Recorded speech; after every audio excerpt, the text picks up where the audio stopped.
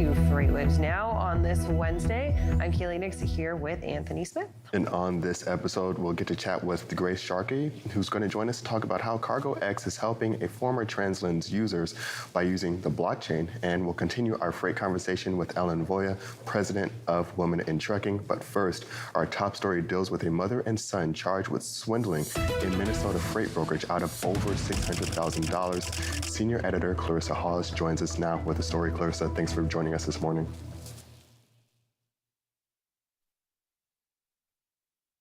I think we've got Clarissa, maybe not, but reading through the story, Anthony, it's another one of those when Clarissa comes calling, you definitely don't want to answer the phone, right? Exactly. So we'll get into this with her in just a few minutes, but what we can tell you is we've got this fraud that's in the family, mother and son, now $600,000 coming out of this Minnesota brokerage. We'll catch up with her in just a minute. Right now, we're going to toss things over to the wall. We've got our first carrier update with Tony Mulvey and Donnie Gilbert.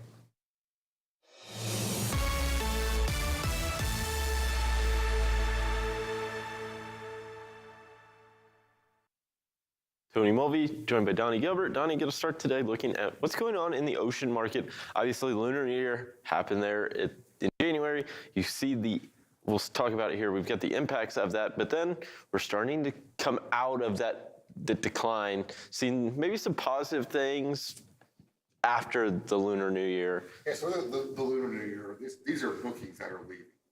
So we're looking at maybe this dip right up here for the Lunar part. And then we saw even decline further even after it came back.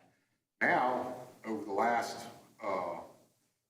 early February through the month of February, we've seen some good improvements on import volumes, TE volumes, picking up. Now, let's drop back first and let me show you what I'm looking at. Yeah. Showing all ports in the world. To the U.S., yeah. United States, not to any specific port. So overall, we're seeing it rebound and pick back up.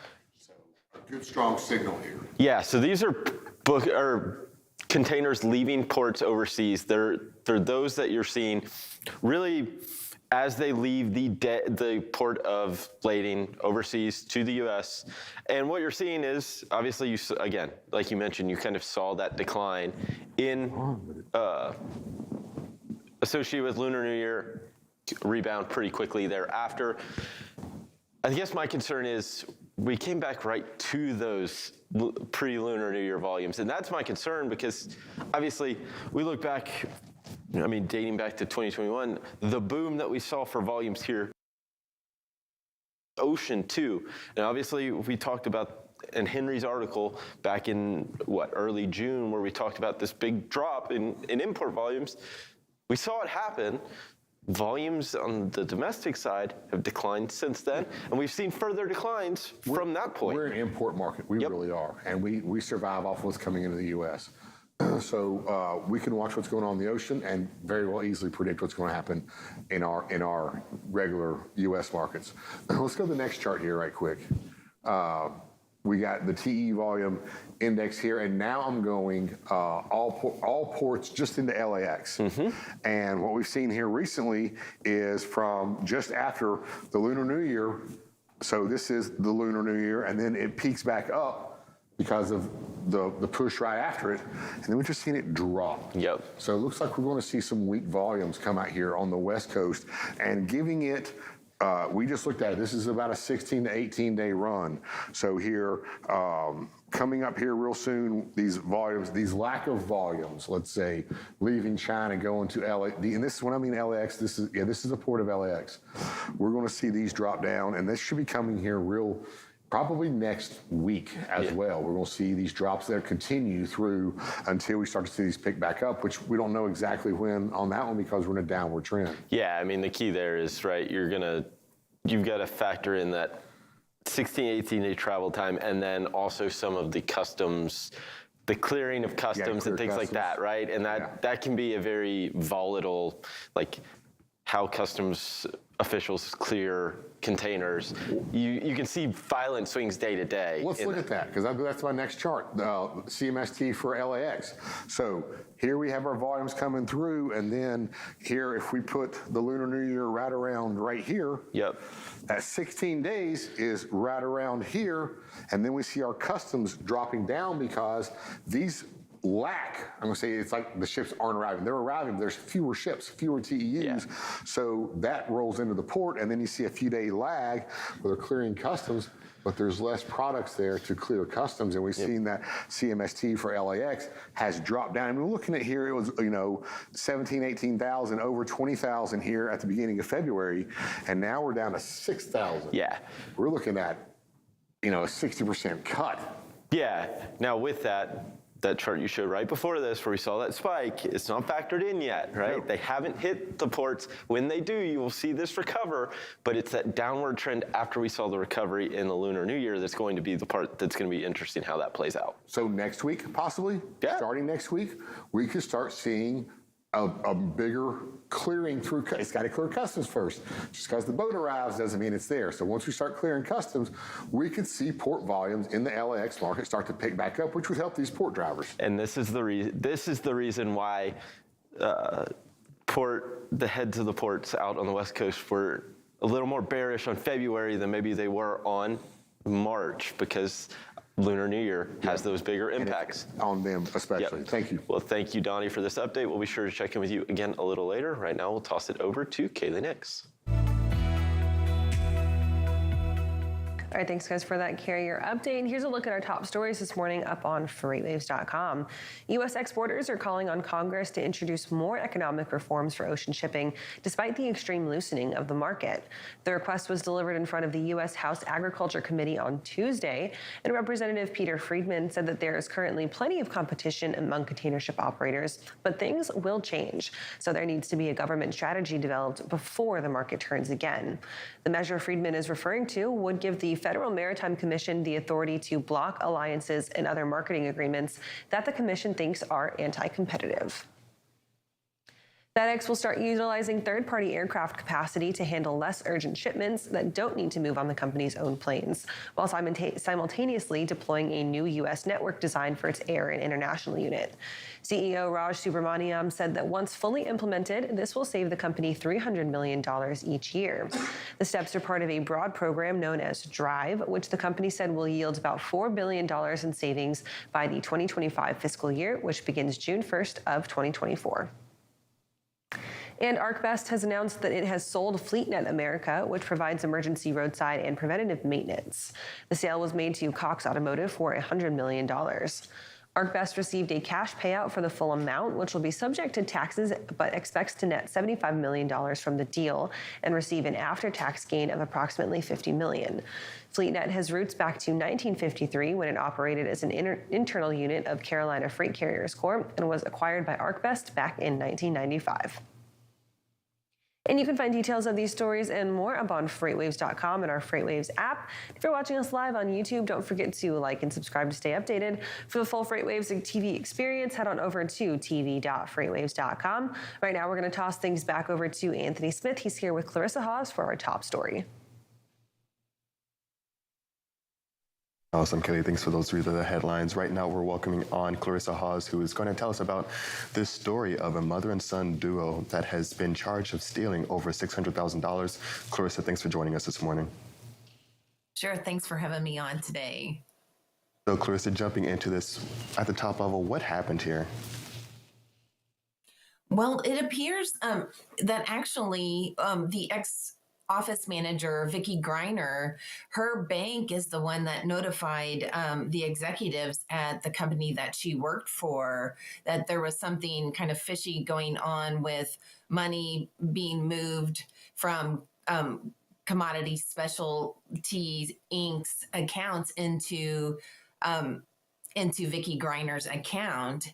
And so they just wanted to alert the owner about what was happening there and kind of spur this 2-month investigation into, what happened and where the money was actually flowing and how much was actually being funned into private accounts. And still it's charges. There's going to be a preliminary hearing, on March 7th, where we'll find out more about the case. But, she started in March of 2019. And from what investigators have found, that the alleged fraud started in May, like 2 months after she started working for the company. And in 2022, investigators say that she funneled $250,000 of Commodity Specialty Inc.'s funds into her private accounts. And then a further audit of the situation found that money was also allegedly being funneled into her son, Brandon Griner's account, who also worked there and was considered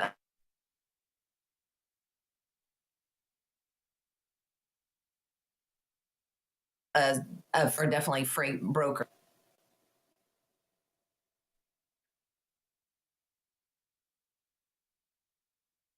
So, Clarissa, you mentioned that now we have these two, mother and son, that are both involved in this fraud scheme. When you're looking at actually having to deal with the consequences, are they being charged separately? Are they being charged together? And what do those possible consequences look like? Are we talking jail time or restitution? What do we think? Well, both have separate attorneys, and I did reach out to both of the Griner's attorneys, and one, Vicky Griner's attorney, did not respond to my messages, seeking a comment. Where Brandon's attorney, said that they were going to vehemently deny any, the charges and are going to fight. And both have fines and jail time associated with the charges, up to 20 years in prison, for the swindling charge, if convicted.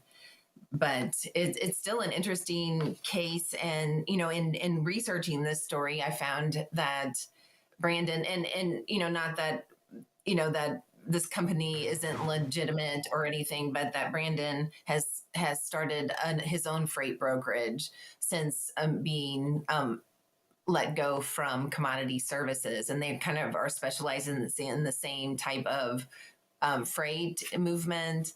And it's located in the same town of Fairmont, Minnesota, as Commodity Services is located. And Clarissa, is there any kind of details on what the funds were being used for, what they were being funneled into, or were they just kind of sitting on all this cash over the years?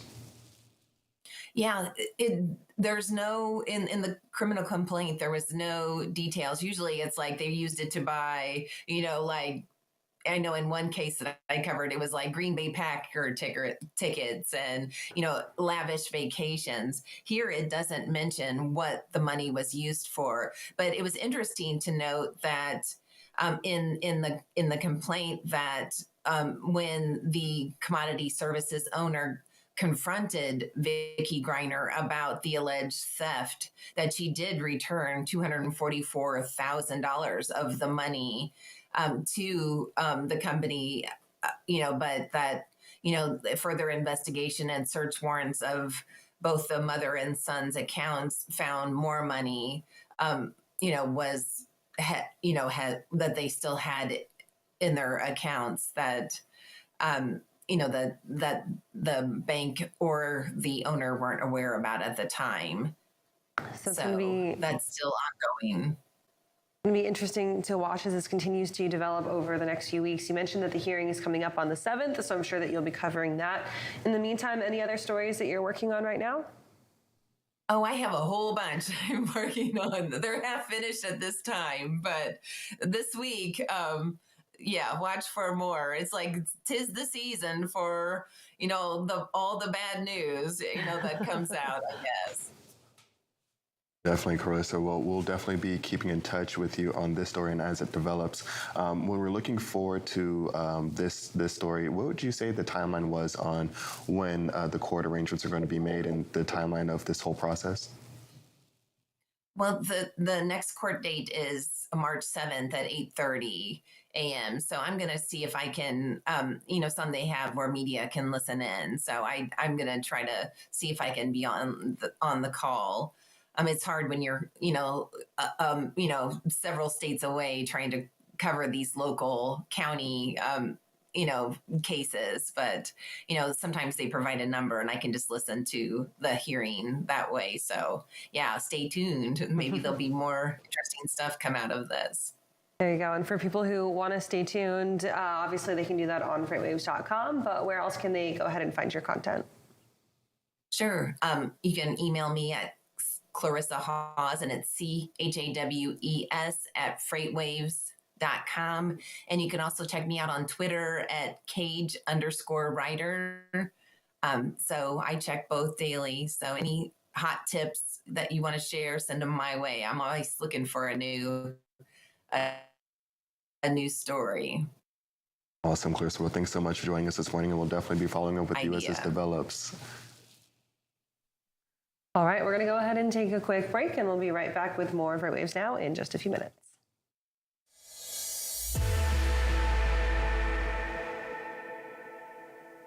Do you want to watch the weirdest show in freight?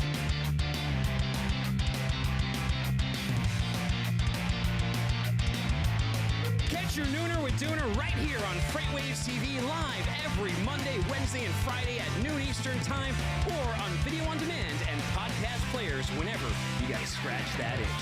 From the truckload quoting page within TieTMS, you can create a new shipment to instantly display your historical lane average alongside all of the market-leading rating intelligence tools. In just a few clicks, you can adjust the quote, add your margin, select your quote response template, and email an official quote right off to the customer from the same page. Request a demo today at tie-software.com to find out how TieTMS can optimize your quoting process.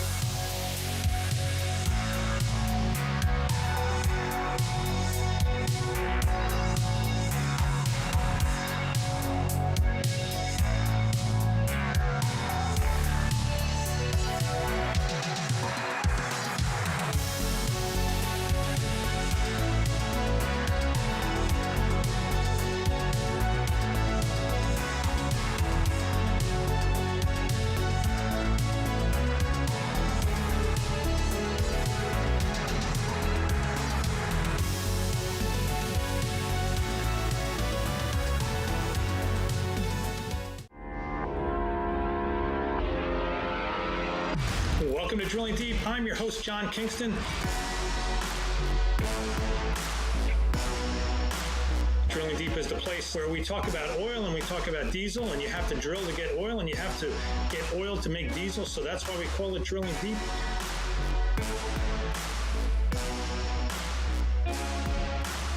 Drilling Deep drops every Friday on FreightWaves TV and all available podcast platforms.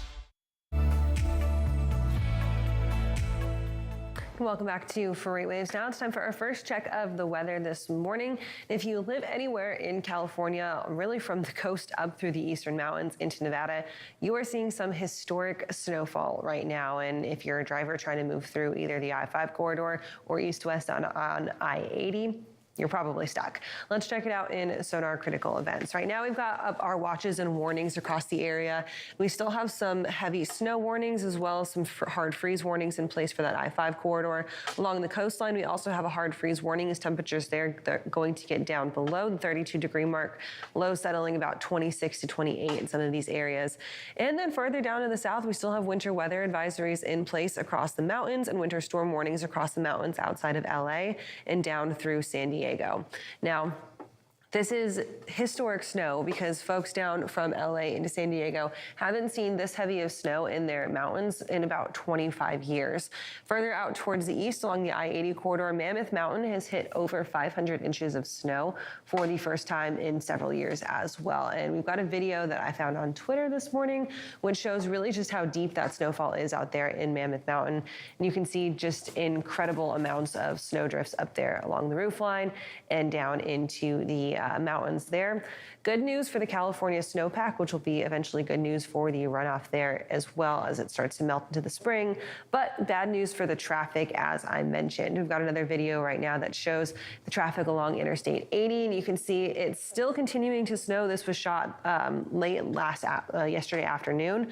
Interstate 80 has been closed down from Truckee, California, in through the western parts of Nevada, just because the visibility was down to 0 at some places yesterday. They've gotten about 8 inches of snow in that mountain pass just in the last 12 hours alone. So expecting that snow to continue to accumulate through today and into tomorrow. They'll get a little bit of a break for Wednesday or for Thursday on into Friday, and then eventually that snow will pick back up again with the next round moving through Friday on into Saturday. We'll go ahead and keep a watch on the weather as we continue to move throughout the show today, including talking about the severe weather threat coming to the southeast. Right now, though, we're going to toss things over to Isaiah Buchanan for our first look at what's trending on social media.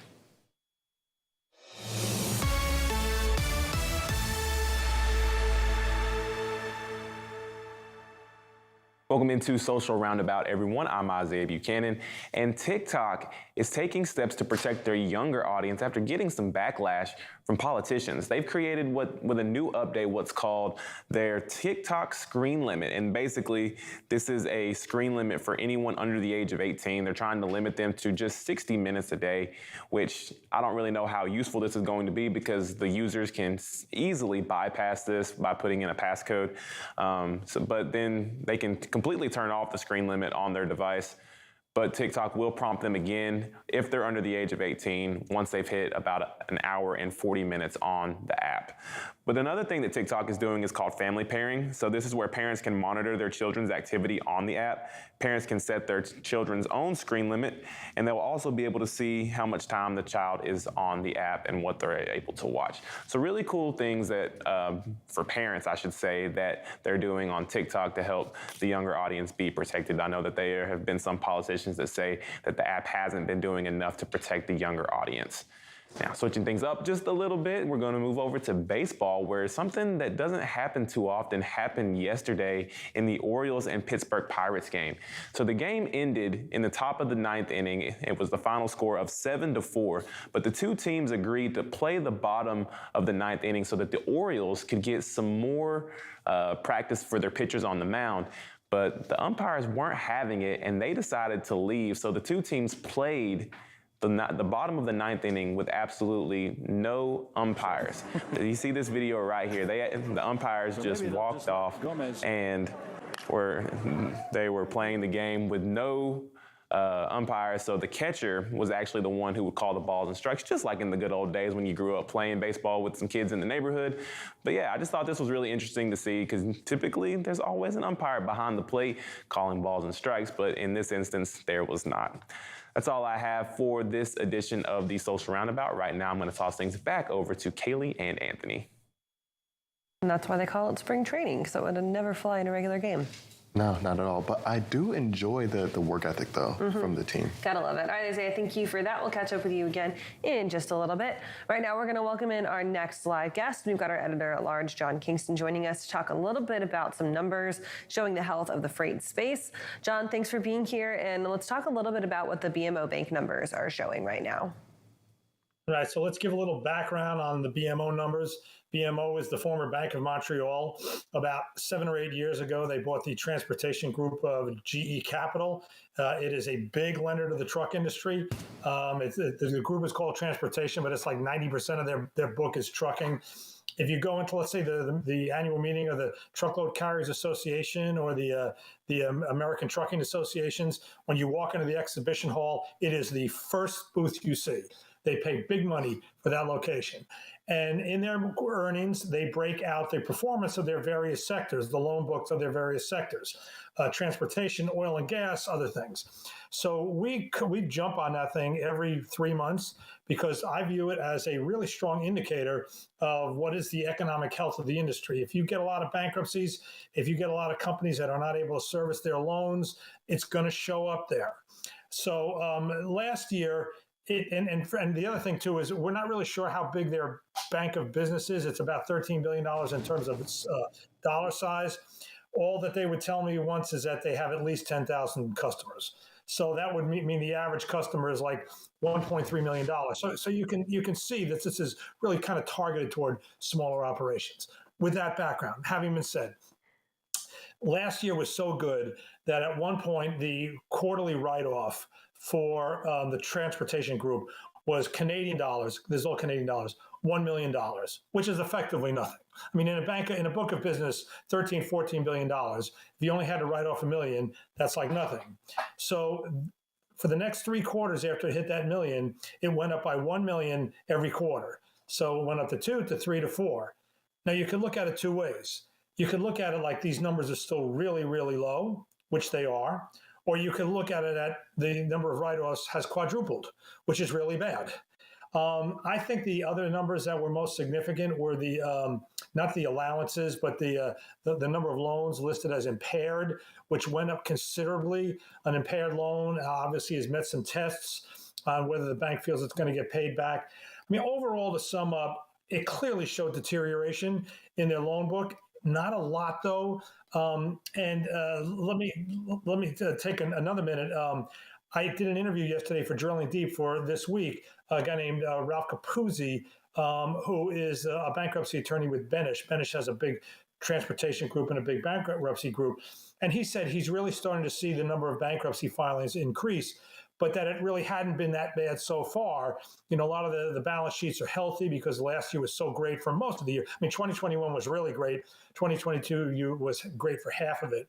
So I would imagine that if what he's saying is correct, and you know, the next quarter numbers 3 months from now might be a lot worse. They're definitely trending in that direction, but they're coming off such a healthy base that they're still pretty good. And that was going to be around some of the next questions for you, John. Was there any talks around the expectations for the coming quarter or looking forward at all? Well, BMO doesn't make any comment on it. I just write it off the numbers.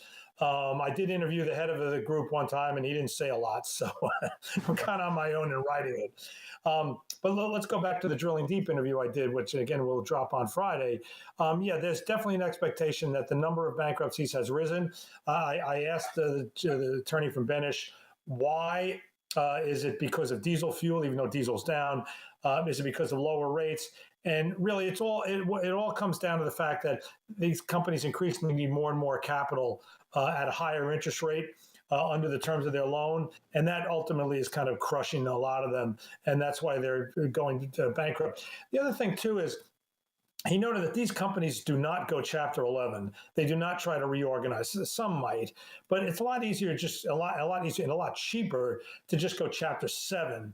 And you know, the barriers to entry in trucking are so low that he said it's entirely possible to see a trucking entrepreneur have a company that goes bankrupt, Chapter 7, it's all done, goodbye, and then 6 months later, they start a new company because the barriers to entry to starting a new company are not that great. So, yeah, he definitely, I think we're going to see a higher number of bankruptcies going forward, and the higher numbers that you saw in the BMO earnings were really just kind of the tip of the iceberg. John, do these numbers give us any type of insight over the M&A space right now and what that kind of looks like with these companies having to obviously pay more for their capital? Does that kind of give any insight to what M&A looks like? No, really, quite frankly, they're pretty simple numbers. There's about 3 or 4 numbers in this gigantic report I look at. One is the write-offs. The other are the allowances, where they actually put aside money for possible future write-offs. Assume that if they wrote off a loan, that before they wrote off the loan, they set up allowances, assuming the write-off. And then the gross impaired numbers, which are basically defining loans as troubled and maybe not likely to be collected. So that really is it. Those are the only numbers. So it's not a very long story we write, but I still think that those numbers are really indicative of the health of the industry. And if there's any others out there, I haven't seen them. It's just that, we know that BMO is such a huge lender to the trucking industry, and they break these things out. It's, the first time I saw these numbers and I realized what they were was a true eureka moment for a journalist. And of course, John, you are a true market expert here, as well as many other things, but we have to ask you about what's going on with the other part of the industry, and that's going to be around diesel prices. I saw you put out a story about that not too long ago. Well, I put out a story every Monday, of course, when the EIA numbers comes out. I got interviewed by Mark Willis of SiriusXM Road Dog Trucking yesterday, and I said, why do you want to talk about diesel? It's so boring right now. And there's no doubt about it. It has kind of hit a steady spot. It hasn't really moved much from, let's say, around the 275 to 285 level. That's not retail, obviously. That's the futures price. It's kind of been stuck in that for a while, which is the first time we've had that kind of stability for quite some time. Now, even with that, the EIA price did drop about 8 cents when it was posted Monday. It's down more than 32 cents in the last 4 weeks.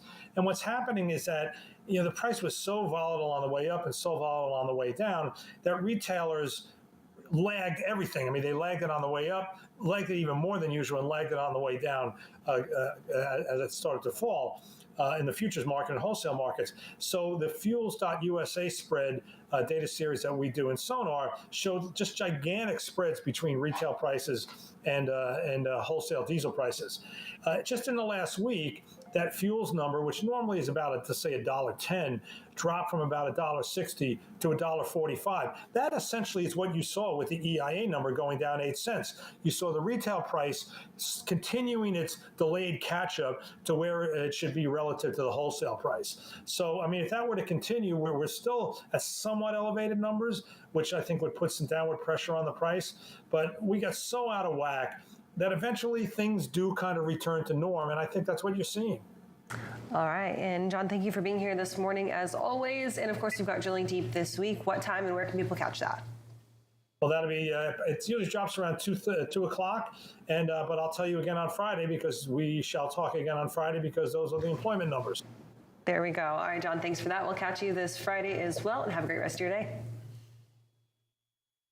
Right now, we're going to take a short break, but we'll be right back with more FreightWaves Now.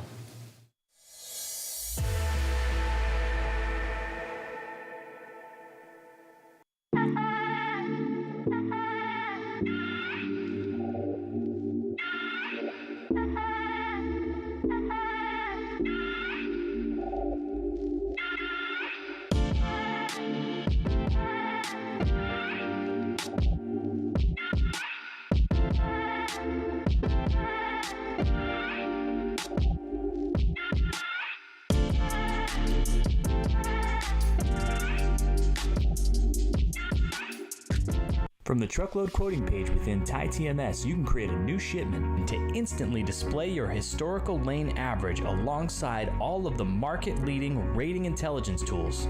In just a few clicks, you can adjust the quote, add your margin, select your quote response template, and email an official quote right off to the customer from the same page. Request a demo today at tie-software.com to find out how TieTMS can optimize your quoting process.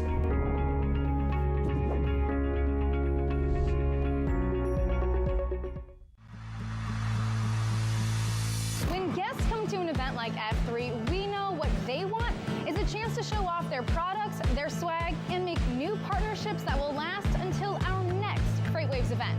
But the problem is there are so many industry events, it can be so hard to find the right one to invest your time and energy in.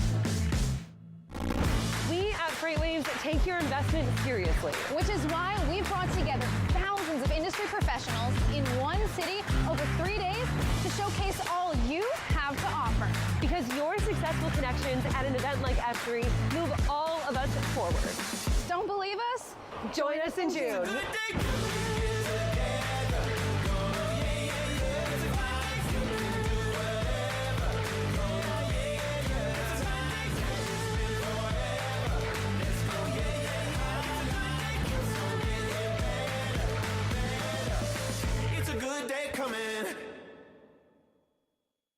Hey everybody, this is Thomas Watson, enterprise trucking carrier expert here at FreightWaves, telling you about my show, Loaded and Rolling. Now, it involves trucking topics for large carriers and even small ones that wish to be large. Anything that impacts trucking, you can get it there. You can catch us every Tuesday at 1 p.m. Eastern on tv.freightwaves.com. We do it live.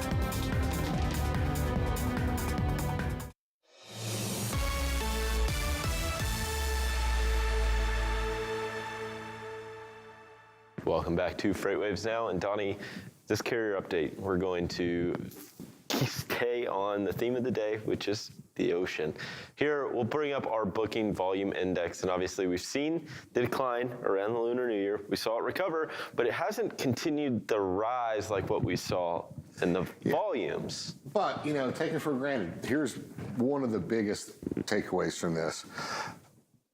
Because demand has slacked, is it necessary to pre-book all these ships this far in advance now? Because back when we were in COVID, I mean, you could try to pre-book some, but you weren't even getting capacity, or you were paying exorbitant amounts of rates for each container to get on a ship as a spot rate. So we could see some of these pre-bookings, I believe, lag some just because the demand for capacity has loosened across the world. So when we look at these bookings, though, they're about, now they just drop below in a little bit less than 8 days in advance on average right now. So we can see basically a week before using bookings than we can of the actual departure, which we were looking at a second ago, versus the clearing customs, which you're also looking at in the last section. So there's three big pieces: the bookings, the departure, clearing customs, and then of course it'll flow into rail and truckload. So, but we can see a lot of these trends or what's going on. That's what's important to see. Is this trending up, trending down? Well, we saw it kind of trend up a little bit for the latter part of January, but we have our effects of the Lunar New Year, but they're still booking. They start picking back up after the holiday. Now this little guy going down here a little bit makes me wonder, but we need to keep an eye on that. It has come back up, but still, it coming back up is below everything else. And that is my concern when looking at the volume levels, where we saw them increase back to that holiday level, but how long is it going to stay at that? Is this telling us that it's going to start dipping back down? So these are both charts that we need to keep an eye on to see what direction are they going and how's this going to affect. And this will affect 20 to 35 days later, depending on where they're coming out of. The average for L ports to the U.S. is I think like 28 days. But we can speed that up some as we talk about China to the West Coast. 16, 18 days. But some of these others could be a little bit longer. So these could affect anywhere 3 to 4 to 5 weeks out in advance. And watching some of these, see how it could affect each port could make you make some decisions. Absolutely. Let's go to the next chart here. So this is the lead times for the bookings. And this is what I was kind of just talking about. So let's go back during some of this part of COVID. And here we're up to almost 2 weeks in advance here. And it's pretty steady.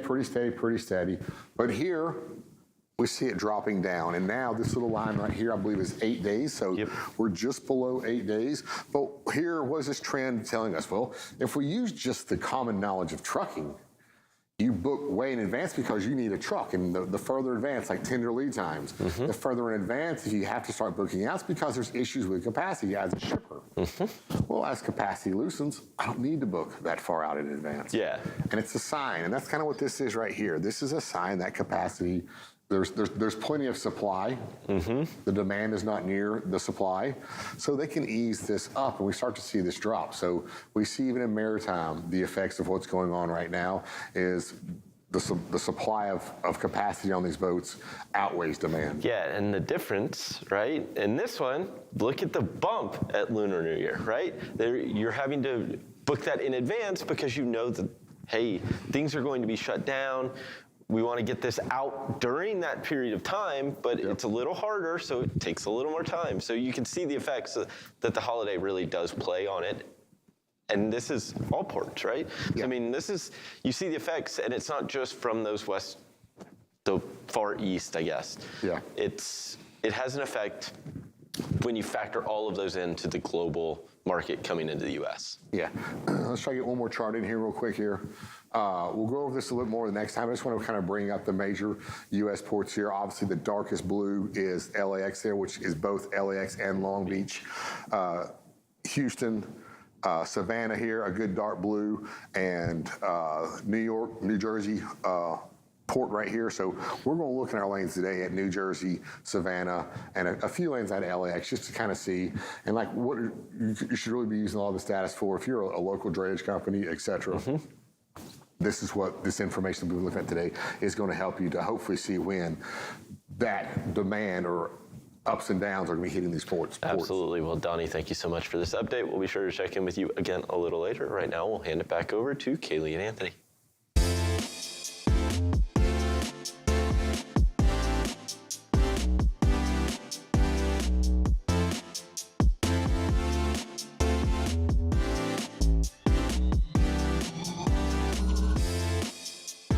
All right, guys, thank you for that carrier update. It's time now for our community spotlight of the day. And it's Wednesday, which means that we are welcoming in host and writer of Point of Sale, Grace Sharkey, to talk to us a little bit about the latest updates in her community. And Grace, thanks for being here. Thank you, guys. Appreciate it. Happy Wednesday. There we go. Wednesday. It's a day this week, that's for sure. Let's talk a little bit about blockchain and how it's helping CargoX specifically. What can you tell us about that? Yeah, so today's going to be a really cool episode. I have leadership from both CargoX and a company called CEBS Worldwide. And the focus that we're going to stick to today is blockchain technology. In particular, it focused on the electronic BOL structure that carriers are working on across the globe and how you can utilize blockchain to then take that information and speed up a lot of the processes that happen across global shipping patterns. So for everyone out there, you might have heard of a company in the past called, or a group in the past called TradeLens. It was a group of probably about 5 to 7 global carriers, big names that we all have heard of: CMA, CGM, MSC, etc., Zim, One. And they came together because, like we see actually in a lot of the freight tech as well, there's going to be different technology standards that are going to have to be set in order for ocean carriers to move forward in adding technology to a lot of their operations, right? When it comes to blockchain, for example, there's going to be a number of groups that need to come together in order to make sure that that technology comes to play at a certain standard quicker and then therefore can be deployed faster as well. There's a big group called the Digital Container Shipping Association, or the DCSA, that's made up of pretty much every single carrier that has worked to actually put these blockchain standardizations together. And now it's about starting to get with the technology groups moving forward to allow to build around these blockchain standards in order to increase, of course, the deployment of things like eBOLs across the board, but also the interoperability. So the big problem that we see is best way to kind of look at it is like when computers started moving from more commercial to interpersonal homes. Well, there was no USB or the port that we all use that could easily take in a mouse or a keyboard, etc. So each one had their own plug, which made it more expensive and harder to justify the investment of putting a computer into your own home. This is kind of the same thing. These companies are coming together to create the USB of blockchain in order to be able to deploy electronic BOLs across their operations. And the great thing about CargoX is they've just been on top of this initiative. They've actually helped Egypt as a country update their own custom standards, moving from, I believe it was somewhere around 20 to 26 documents down to less than 10, and able to, of course, integrate a number of custom systems so that they can start bringing in customs and shipments faster into Egypt and export out as well. And I believe it's $40 billion alone could open up in global trade if electronic BOLs can be deployed across all of our global carriers as well. So this isn't just about, of course, opening it up or saving money as a global carrier, or maybe pushing some of that savings to shippers. This is about speeding up mundane processes so that as our economies start coming back to maybe a more normal state, we have this this area for about $40 billion of new business to start occurring across the globe. So, Grace, how much of a weight does regional differences in these ocean carriers really play? You think a lot about these ocean carriers that are based out of Southeast Asia or based out of China. You have limits on technology infrastructure, and then you also have limits on technology regulations, right? Does this kind of blockchain technology really work around both of those kind of roadblocks? Yeah, there's a couple of companies I've seen that's actually, they work very close to the governments in particular to make sure that they are on the same page with these groups. CargoX, right, for example, has worked closely with Egypt to make sure that these standardizations can be deployed throughout countries as well. The EU has been a part of what the DCSA is working on, and there's different standards that the EU itself has particularly put into place too. So the really great thing is I think that countries as well are starting to jump on these. We've talked about in the past customs, right? And customs has worked with another group, kind of like CargoX in regards to blockchain technology. But customs is even working with a number of different supply chain or freight technology companies in order to even adapt to those standards. So, yeah, it's pretty interesting for sure. And Grace, of course, CargoX has been able to push forward further past than where Translands was. Are there any other roadblocks that Translands was facing with commercial viability that could be a potential headwind for CargoX moving forward?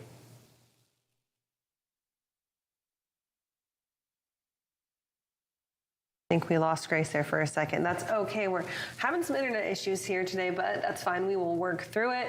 Of course, you can catch Grace Wednesday point of sale that drops right here on FreightWaves TV at 3 o'clock. Subscribe to her newsletter. You can find Grace many other places as well. Tuesdays with me on Great Quarter Gals. You can find her every afternoon on Sirius XM. But definitely stay watching FreightWaves TV all the way through point of sale this afternoon. Go to freightwaves.com/newsletters and subscribe as well. And she stays busy. She also is active on our Road Dog radio show on Sirius XM, and you can catch her there also Monday through Friday, 5 to 7 Eastern Standard Time. And of course, you can also catch some reruns of that because it airs again after. For you late night drivers, you got 11 to 1 a.m. We're going to go ahead and take a quick break. We'll be right back with our next check of weather in just a few minutes.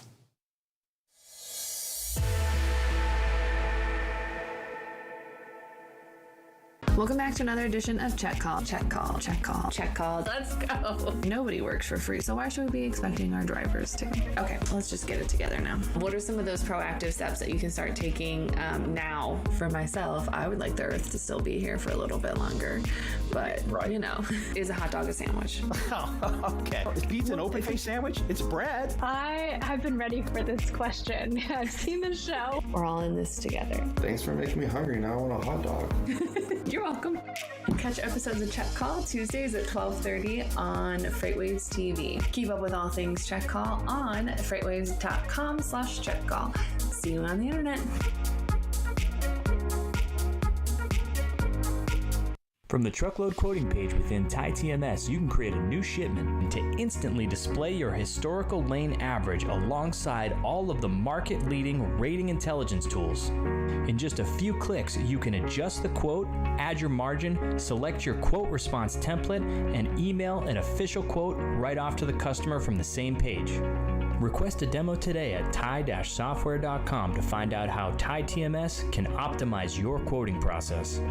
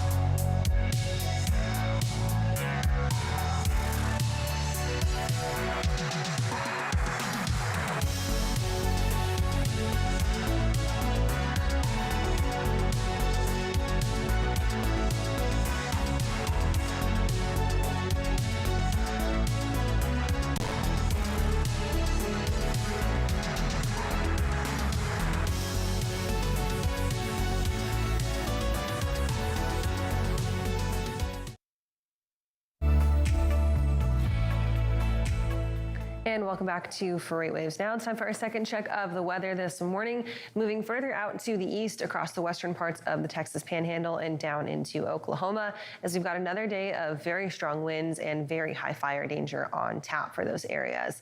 So let's take a look at the map right now. We've got pulled up those watches and warnings, and in the yellow here, we still have those red flag warnings for fire conditions up all across western Texas. That's from the I-40 corridor through Amarillo, down through Lubbock into the I-20 corridor Midland, and down through I-10 as well.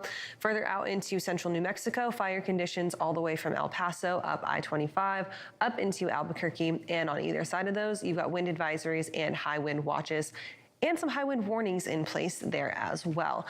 So drivers are going to have a pretty tough time no matter where they're going, anywhere from Interstate 25 through 10 through 20 up into Lubbock, I-40 as well. Those winds here are going to be sustained between about 40 to 50 miles an hour, wind gusts upwards of 65 to 75 miles an hour.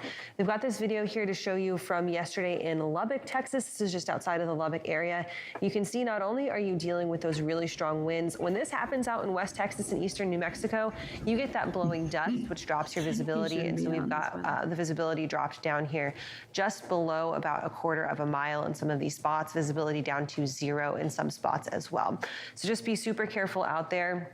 Got to know when it's time to pull over and just wait out that dust storm. Winds are going to continue to gust pretty strongly through the rest of today and into tomorrow as well. That's going to be ahead of that next severe weather threat, which, as we can see out to the east, is going to be pretty strong today, tomorrow, and into your Friday as well. So we'll talk about that coming up in our next check of the weather, including that severe weather threat that extends all the way through the parts of the deep south. That's coming up in our second hour of FreightWaves Now. Right now, we're going to toss things over to Isaiah for our next check of the Social Roundabout.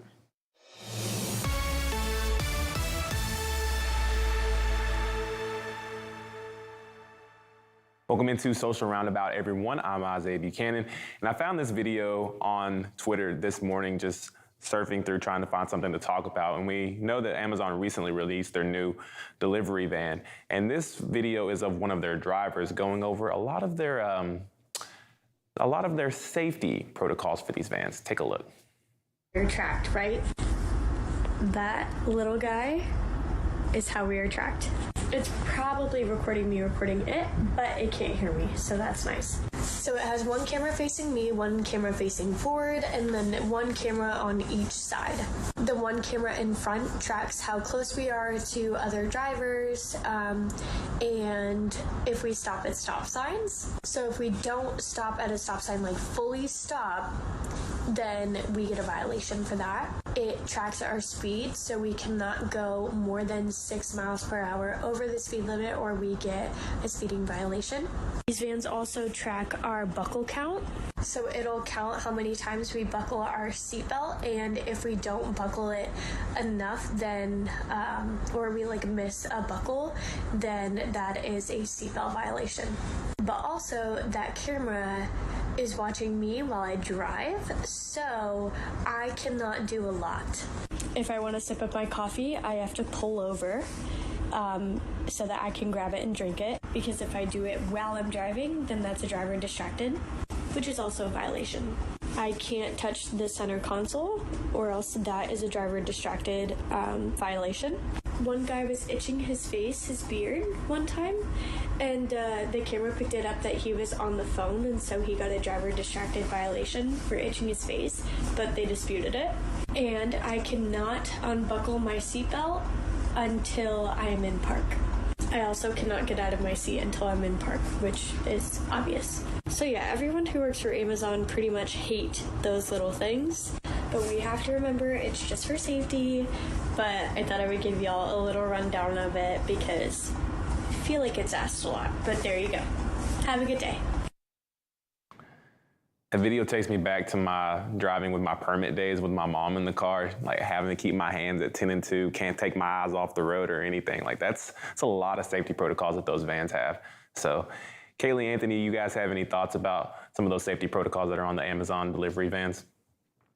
I think Isaiah needs to go back to driving school. That's my only thought on that. I think Isaiah's a great driver and a great person, Kaylee. All right, there you go. Anthony's being nice this morning. All right, Isaiah, thank you for that. We'll catch up with you again coming up in our second hour. Anthony, let's talk a little bit about what's coming up here in just about a week and a half on FreightWaves. Our next virtual event is already ready to go. That's right. We're going to have Supply Chain Meets FinTech, and that's going to be coming up here very shortly. And this is, of course, another free virtual event here at FreightWaves, so an excellent opportunity to get some networking in.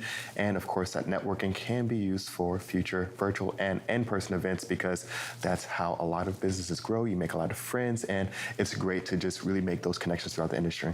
Absolutely. So Supply Chain Meets FinTech will be Wednesday, March 15th. And then shortly after that, we'll have our 3PL Summit coming up April 5th. Then, of course, you're already looking at planning for your summer. Plan to be in Cleveland, Ohio, June 21st and 22nd for the future of supply chain. It's going to be a blast. We're going to go to Cedar Point. I remembered the name of the amusement park today, so that's a win-win for all of us. Either way, head to live.freightwaves.com and get registered for all of those events and more. We're going to go ahead and take a look at the last 24 hours in freight with our market update, and then we'll be right back.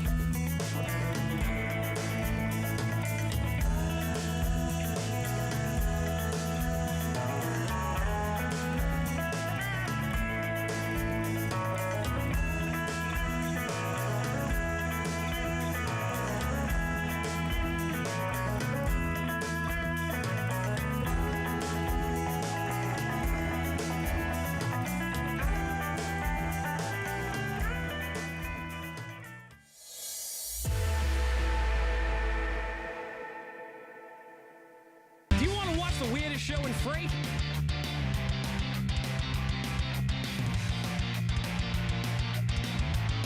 Catch your nooner with Dooner right here on FreightWaves TV live every Monday, Wednesday, and Friday at noon Eastern Time or on video on demand and podcast players whenever you gotta scratch that itch. When guests come to an event like F3, we know what they want is a chance to show off their products, their swag, and make new partnerships that will last until our next FreightWaves event. But the problem is there are so many industry events, it can be so hard to find the right one to invest your time and energy in. We at FreightWaves take your investment seriously. Which is why we've brought together thousands of industry professionals in one city over 3 days to showcase all you have to offer. Because your successful connections at an event like F3 move all of us forward. Don't believe us? Join us in June.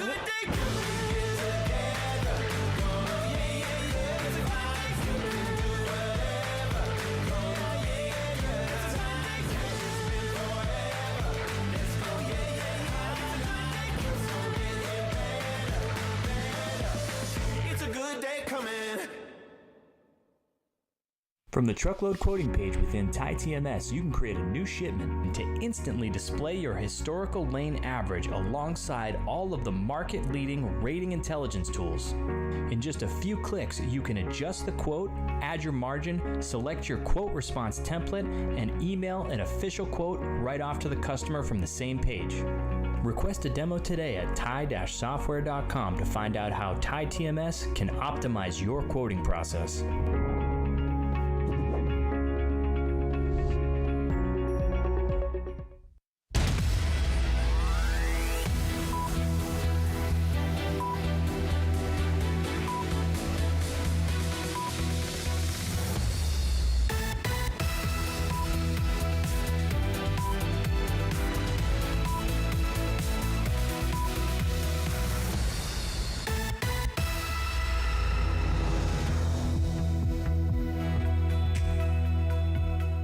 Welcome back to FreightWaves Now. It's time for your 10 a.m. check of top stories this morning. FedEx will start utilizing third-party aircraft capacity to handle less urgent shipments that don't need to move on the company's own planes, while simultaneously deploying a new U.S. network design for its air and international unit. CEO Raj Subramaniam said that once fully implemented, this will save the company $300 million each year. The steps are part of a broad program known as DRIVE, which the company said will yield about $4 billion in savings by the 2025 fiscal year, which starts June 1st of 2024. ArcBest has announced it has sold FleetNet America, which provides emergency roadside and preventative maintenance. The sale was made to Cox Automotive for $100 million. ArcBest received a cash payout for the full amount, which will be subject to taxes, but expects to net $75 million from the deal and receive an after-tax gain of approximately $50 million. FleetNet has roots back to 1953 when it operated as an internal unit of Carolina Freight Carriers Corp. And was acquired by ArcBest in 1995. Tesla has committed to building a new electric vehicle plant in the city of Monterrey, according to Mexican President Andrés Obrador. Tesla has yet to make a public announcement about the development, but President Obrador said that he has spoken directly to Tesla CEO Elon Musk about the deal. This announcement comes after Obrador had initially denied letting the plant be built in the state of Nuevo León, and he said that his concerns about water usage for the plant have been addressed by Tesla and worked around with a commitment to using recycled water for the factory. Target reported its fiscal 2022 fourth quarter results yesterday, exceeding Wall Street estimates thanks to better than expected sales traffic. The retailer also announced plans to spend up to $5 billion this year across several areas, including expanding its supply chain facilities. Target plans to add more than half a dozen sortation facilities in its U.S. network through 2026, with a goal to hit 15 sortation centers overall. Total revenue for the company hit $31.4 billion, up 1.3% year over year, even as operating income dropped 44.7%, settling at $1.2 billion for the quarter. And the Canadian government recently announced a plan to help train and find jobs for up to 2,600 new truck drivers and industry workers, supported by $46 million. The funding is headed for nonprofit Trucking Human Resources Canada's Career Expressway program, which gives participants training and on-the-job work experience in the trucking sector. The project will provide training and wage subsidies to support recruitment, instruction, and onboarding of up to 1,500 drivers and 1,200 industry workers. Canadian employers are seeking to fill over 1 million job vacancies right now, with 26,900 of those jobs being drivers. And you can find details of those stories and more on FreightWaves.com and our FreightWaves app. If you're watching us live on YouTube, don't forget to like and subscribe and give us a follow on social media as well. Head on over to tv.freightwaves.com for everything else. And right now, we're going to head on over to the wall for Tony and Donnie and their next carrier update.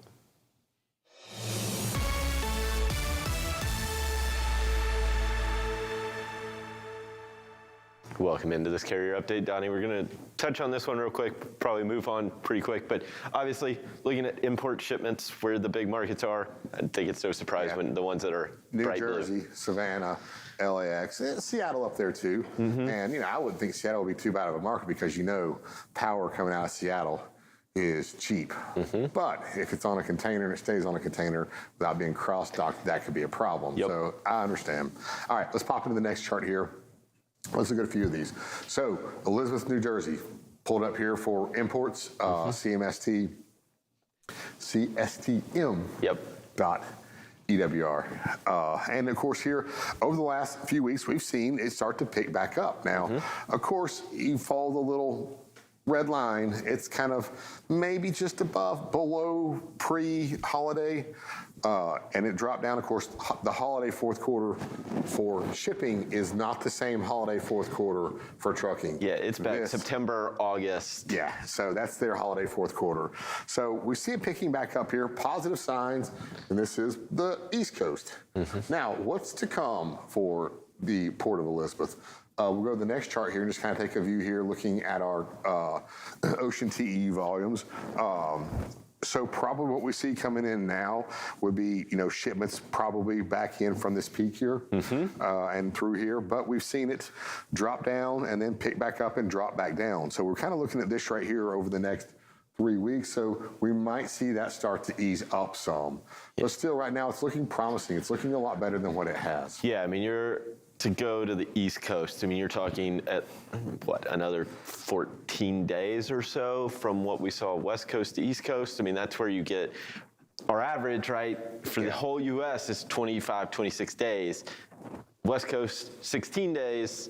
Well, that means the East Coast is that much longer, right? Yeah, 35 days, 40 days. So, I mean, this is when they're leaving. So we're talking that 35, 40 days before they hit the port. And then again, they have to clear customs first. Yeah, and we'll see, a peak here. If this is February 16th, 17th, 18th, we'll see this rise build up here. Mid-March, back half of March, yeah. And that's, and if you think back to yesterday, Tony, when we're looking at the predictive rating tool for NTI, it's about dropping down to about March 15th. And we're talking another 15 cents per mile.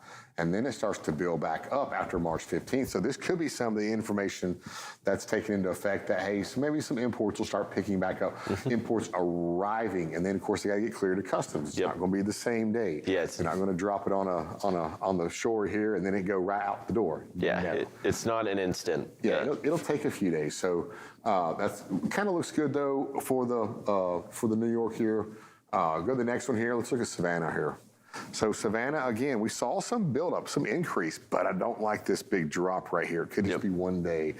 But we see Savannah starts to build back up here at a peak here. And this is what is happening on the ground right now. So we've seen a little bit of a push in, but let's see what's on the water and go to the next chart here and see what's to come. So if we look back from right here, go back to, let's say, somewhere right around in here is what should be arriving right now. So we see a peak right here. We see it dip back down for a little bit, and then a pretty good size peak for imports coming to the Savannah market. So this I'm excited about. So we're seeing this peak, expect it to maybe drop down. That's maybe why you saw that downward mark. And then we will see volume start to pick back up, and we're looking at end of March, early April. We should see the Savannah market tightening up with imports. Yeah, and that's a really positive sign for that market. And then, I mean, because look at where it peaked up to, right? I mean, we're talking back August, July levels. Granted, it's not what we saw in the middle of last year, but still, it's better than any time it's been in the last 6 months. So here is where we saw it this is about where we are. Yeah. And we're following a trend. Will we see this? Or will I don't think it's going to go that high, but it's the fact that it's at least still kind of holding its own versus last year is a good positive sign. And this is a good thing for the Atlanta market too, right? It's not just the Savannah market, it's the Atlanta market, because a lot of those containers will just get moved into Atlanta, into warehouses and DCs, and they will go out from there. So keep an eye on the Atlanta market. Just the way the Southeast is built, and like all the freeways run through Atlanta, pretty much the main ones, most of them, not all of them, not 95, I get it. So don't scorn me, but you are right. A lot of that will either be ran by rail because they put a new railhead, or they run the new rail service to get containers off the port and into, I believe, Northwest Atlanta and all the way up here to Calhoun, Georgia. And also they'll run containers in. So you are right. And then of course from there it'll split out on the freeways, run through the entire Southeast. So very positive for Atlanta too. Absolutely. Well, Donnie, thank you for this update. Be sure to check in with you again a little later. Right now we'll hand it back over to Kaylee and Anthony. All right, guys, thank you for that. We're going to welcome in our next live guest, and we've got Blythe Brumleve with us, host of Everything is Logistics, the podcast, to talk a little bit about the different voices you have to use on social media. Blythe, thanks for being here, and I love this topic because it is so true, right? You've got to be versatile, and you've got to have a different voice, a different cadence, no matter what platform you're posting on. 100%, because I kind of experienced this, and I've kind of known this for a while, but I experienced it firsthand last week when I tried to be a little sarcastic on a few different Instagram accounts, and it resulted in an onslaught of comments that clearly did not understand the sarcasm level. So it sent me down this rabbit hole of trying to find out if anyone has covered the nuances of the languages being spoken on each different social media channel. So Blythe, I mean, what are going to be some of the crossovers? So I know there are sometimes even sayings that work on Twitter that people just kind of talk in a certain way. And then I look at, comments on Instagram, and it almost seems like to be trends on Instagrams where people just comment really the same thing. And it's like a running joke for like maybe a week or so. But what are going to be some of the ideas that you really kind of have to silo into each different vertical? So what's going to be the main way of speech on Twitter versus Instagram, for instance? So, for example, for those two platforms, Twitter is by far, I guess, to its benefit, maybe, is very much a sarcastic platform, a very jokey platform.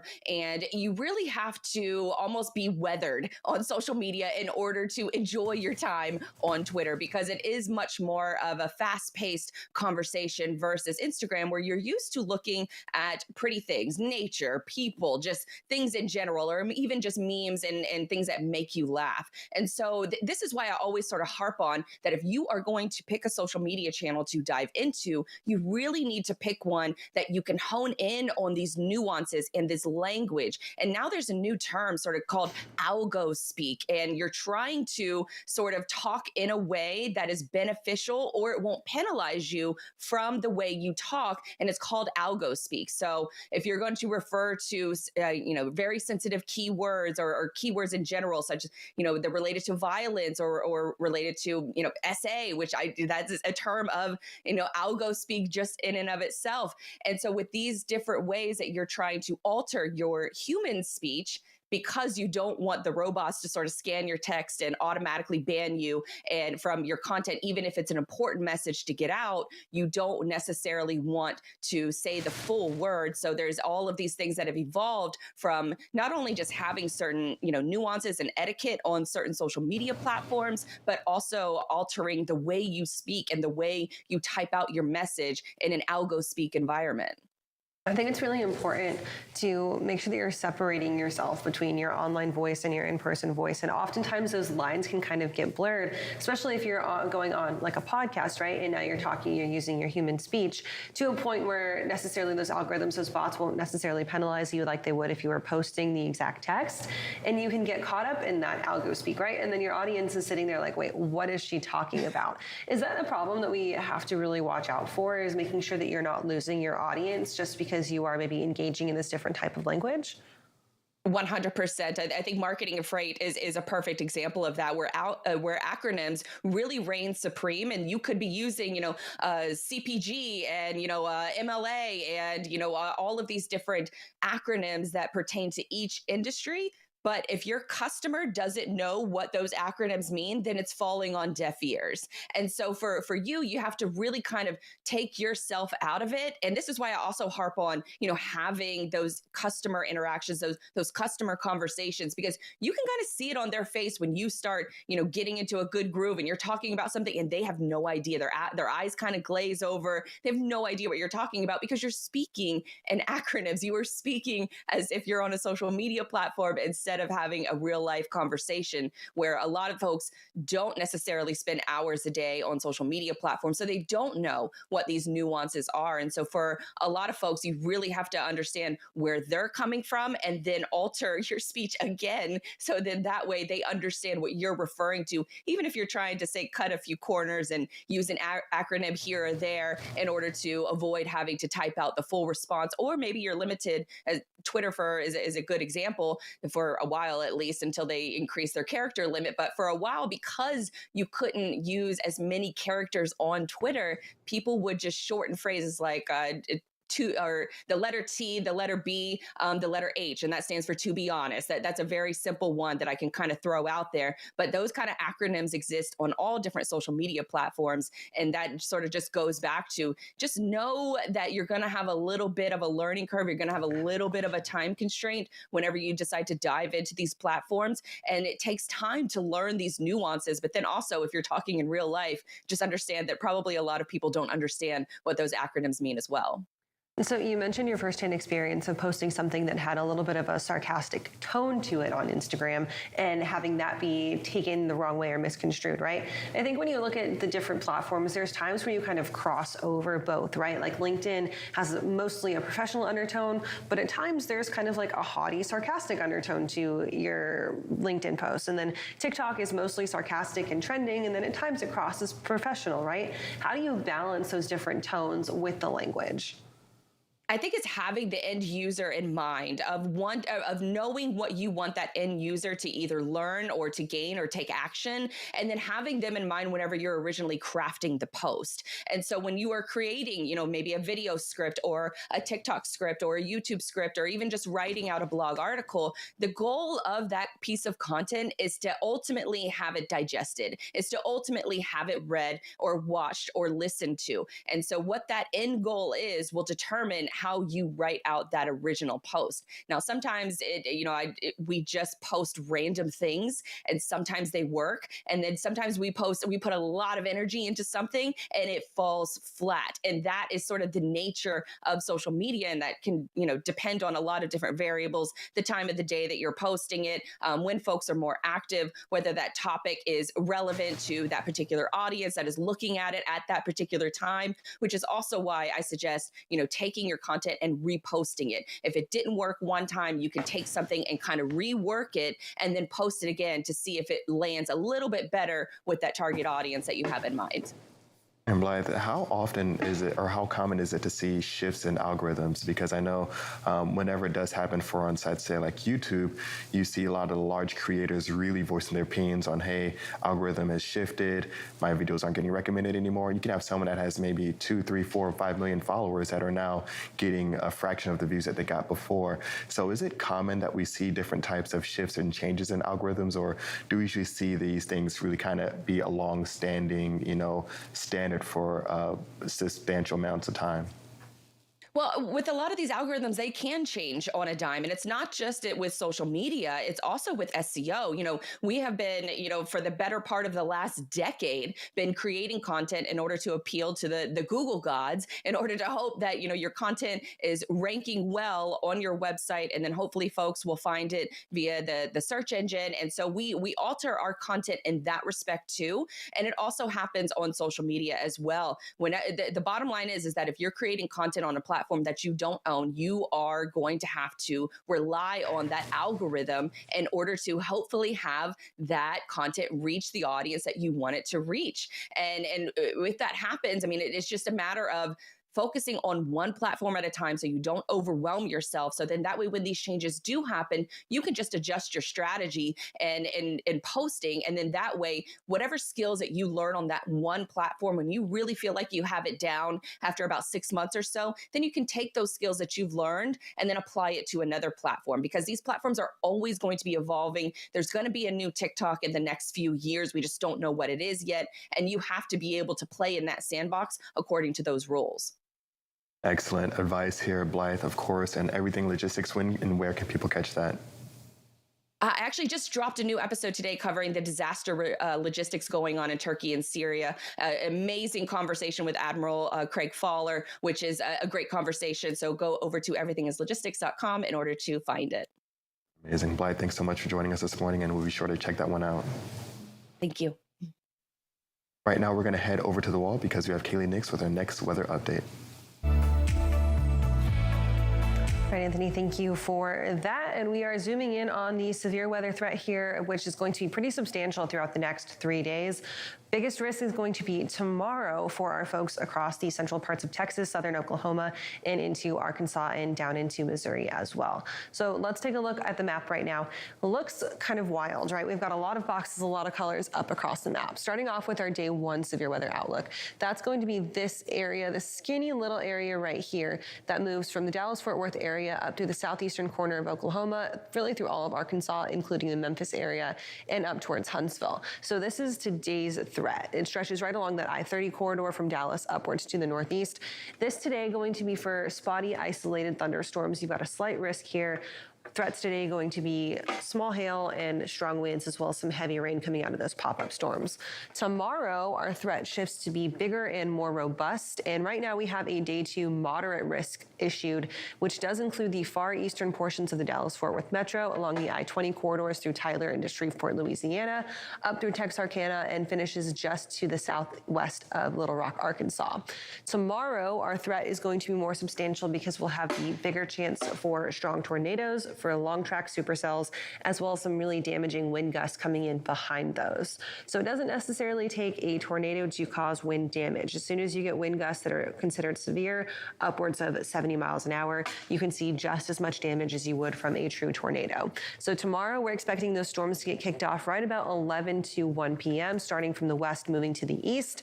Those will move through the Dallas-Fort Worth Metro before entering the place where we'll have the best chance to intensify, just to the east of the Metro across eastern Texas there. Day 3, our threat shifts further to the east. That does include the Tennessee Valley, all the way from Lexington, Kentucky, down through Knoxville, Nashville, here in Chattanooga, stretches all the way down through Alabama and Georgia and into the Florida Panhandle. For this, we will again anticipate the possibility for a tornado or two, but these storms mostly going to become linear, become that one-line storm system by the time that they reach us day 3 for your Friday. Main threats there are going to be those really strong straight-line winds coming in behind the storms, as well as the heavy rain, possibly some small hail and a spin-up tornado here or there, but those strong straight-line winds going to be the main threat there. That's it for this check of weather. We'll talk more one more time before we're done here for the day. Right now, we're going to take a quick break, and we'll be right back.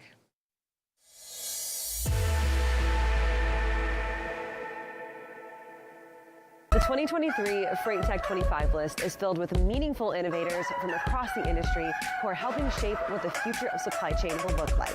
Check out the full list of these companies and all the latest Freight Tech news at FreightWaves.com. From the truckload quoting page within TieTMS, you can create a new shipment to instantly display your historical lane average alongside all of the market-leading rating intelligence tools. In just a few clicks, you can adjust the quote, add your margin, select your quote response template, and email an official quote right off to the customer from the same page. Request a demo today at tie-software.com to find out how TieTMS can optimize your quoting process.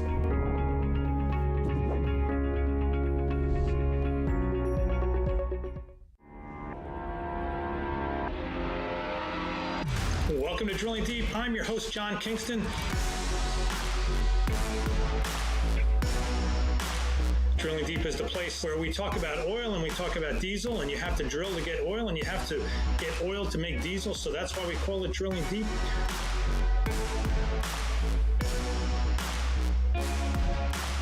Drilling Deep drops every Friday on FreightWaves TV and all available podcast platforms.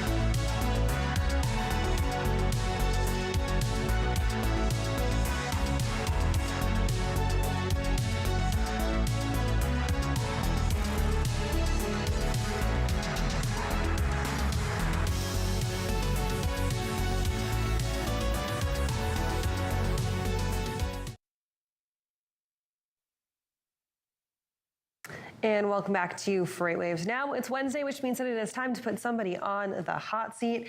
We'll see if Mary O'Connell can answer her own question on if a hot dog is a sandwich or not. Let's take a look.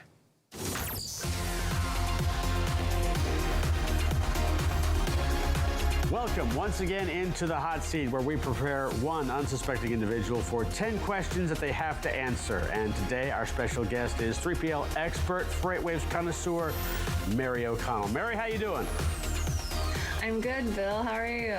I'm warm, as you can tell. Are you ready for 10 questions? I am. I'm pretty excited. I feel like they can't be that bad, but I guess we'll find out. We'll find out. I feel like my seat's gotten a little warmer, so let's see what happens. Okay, all right. First question is almost always the same. What do you think right now is the biggest problem in freight?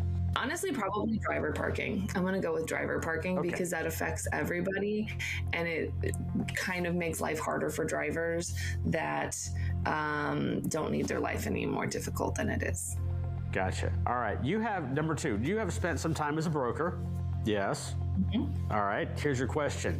What's the worst nightmare as a broker that you've seen that happened to somebody else? I think it would be probably when someone got their load taken hostage, and the carrier that took it hostage was like, if you don't stop calling me about this load, I will send it on a boat, because it was up in the Seattle area. They're like, I'll send it on a boat to across the ocean. And I was like, what is happening? I know they had to end up getting the police involved and get an escort in there. It was literally the definition of I'm sorry, can you repeat what you just said, because this is not real. So yeah, that's when I was like, maybe I don't want to ever pick up the phone again. Oh, wow. That's bad. All right. So number three, if you could pick one person in the freight industry, living or dead, to pick their brain, who would you want to have dinner with? I have to go with the head of transportation and logistics for Walmart, because they do Walmart's just what everybody strives to be, they have it, they're on it, they're crushing it. And I mean, they've come up with some really creative solutions, and they've been able to fix a lot of problems with money, which is great, but also through creativity. So I think I would like to sit down and have a chit chat with them. All right, that's a great answer there. Number four, going back to your broker roots, what's the best advice that you would have for a broker in lean times like we have now? Don't be mean to your carriers. They are the backbone that you have. So for me, I've always been a carrier relations person. I don't care if I have to sit on the phone and listen to one of my carriers talk, have a conversation with his wife, or look up a Nintendo Switch for his son. I will go that extra mile, because it might only take me 5 minutes, but that's something that they're going to remember, and that's something that when I'm in a pinch and I need something moved, they're gonna be able to help me out. So definitely those core carriers, just see what you can do for them, and don't be mean to your carriers, and stop throwing your carriers under the bus for every time something goes wrong. That's interesting to throw a carrier under the bus. But anyway, number five, we know that you are a person that is out and about and on the go. What is your gas station food drink combo of choice? So I actually have never really had gas station food. It's very weird. I have a thing about the rollers, and I just feel like it's always dirty. But there is a QT by my house, so people in the Midwest might probably know what that is. It's Quick Trip. They have a whole kitchen inside of there now, so I've had their soft pretzels, and they're pretty good. But other than that, I'm a Sprite girly. I'm a fountain Sprite girly all day long. All right, then. Number six, if you could change one law in the freight industry, what would it be? Remove non-competes. All right. That's got a lot of non-competes. That's got a lot of push behind it right now, and a lot of resistance there as well. Number seven, what do you think is, in your experience, and that is the entire experience, what do you think is the biggest mistake being continuously made in the freight industry? honestly, just probably trying to pass the buck off to somebody else. And whether it's like when a problem happens, you're like, oh, well, I don't really handle that, so I'm going to push you off to somebody else. Or, oh, I don't really know, go talk to, like, if you have a carrier that calls at the guard jack and says, guard jack won't let me in. Okay, well, like, just here's a shipper, call them, do whatever. It literally takes 5 minutes for you to just go and try and trace down that problem. And then you can have it solved. Like, just I know it's hard and annoying and cumbersome to deal with problems as they come up, but just handle it, because then you have to send someone else to somebody else and they have to restart the story all over again. And then each time you go, everyone's getting more and more frustrated and annoyed. So just handle the problems as they come. Stop trying to pass the buck off. All right. Number 8. What is the best book that you have ever read that has helped you in the freight industry? And it doesn't necessarily have to be a freight-centric book. If you look closely, you might be able to see it. The CFR 49 that sits down there. Okay. That's pretty helpful to know about your hazardous chemicals when you're shipping chemicals. So obviously that would probably be the most helpful book that I've read. But I haven't like sat down and read it cover to cover, because honestly, who has time for that? Okay, that certainly qualifies. Number 9, great question here for you. If you would happen to get locked in a warehouse for one night, it could be any warehouse for any company, what would it be and where would we find you in the morning? It would be a Sam's Club or a Costco warehouse, because even though it technically is a store, it is still technically a warehouse. And you would find me up on the pallet with lights reenacting. Basically, you would find me reenacting the movie Employee of the Month, because I unironically do love that movie. I know it's Dane Cook and Jessica Simpson at their finest, like classic early 2000s.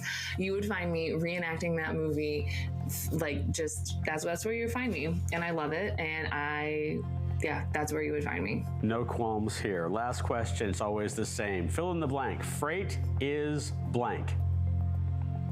Freight is weird. Okay. It's like, would you like some elaboration? Just a little bit. So freight is weird because not every freight situation is the same. Like, you could literally pick up the phone and be dealing with tires and put the phone down, and the next conversation could be about produce. There's so many times where I've been sitting at my desk talking to carriers, talking to shippers, talking to anybody, and I'm just, the amount of things that I'm switching between, you're just like, man, this is a really weird job that I have, where someone just called me and is like, hey, can you move a hunk of frozen chicken?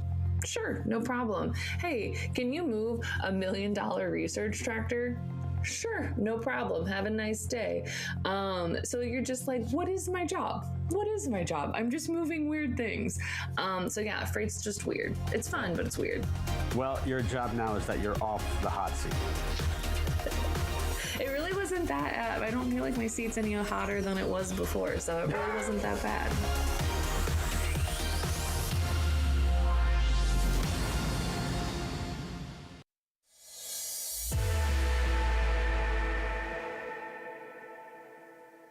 Hey everybody, this is Thomas Watson, enterprise trucking carrier expert here at FreightWaves, telling you about my show, Loaded and Rolling. Now, it involves trucking topics for large carriers and even small ones that wish to be large. Anything that impacts trucking, you can get it there. You can catch us every Tuesday at 1 p.m. Eastern on tv.freightwaves.com. We do it live. From the truckload quoting page within TieTMS, you can create a new shipment to instantly display your historical lane average alongside all of the market-leading rating intelligence tools. In just a few clicks, you can adjust the quote, add your margin, select your quote response template, and email an official quote right off to the customer from the same page. Request a demo today at tie-software.com to find out how TieTMS can optimize your quoting process.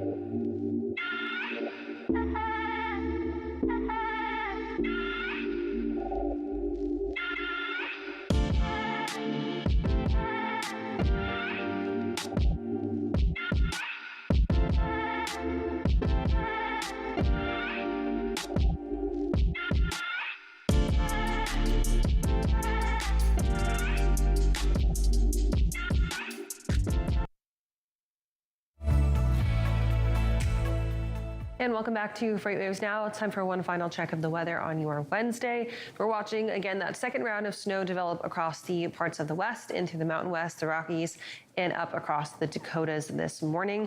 Expecting a third round to develop and move through tomorrow afternoon into Friday morning. That's what's going to bring that severe weather threat and help push it out, eject it out over the plains. So let's take a look at the radar right now in Sonar Critical Events.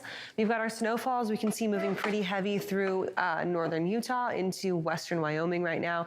So we've got winter storm warnings in place for Salt Lake City through the I-80 corridor there and down through the I-84 corridor as well into western Colorado. Winter storm warnings and winter weather advisories in place through the mountains there, Grand Junction into Denver, and then down to southwestern Colorado through Durango into northern New Mexico, out towards western Kansas along that I-70 corridor there. We've got a winter storm watch.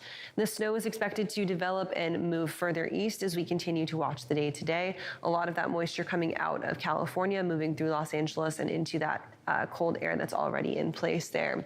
Further up to the northeast across the Dakotas, this is round one that's moving through the Dakotas, Minnesota, and over through the Great Lakes right now. Round two moving through tonight and into tomorrow, and then round three by the end of the week.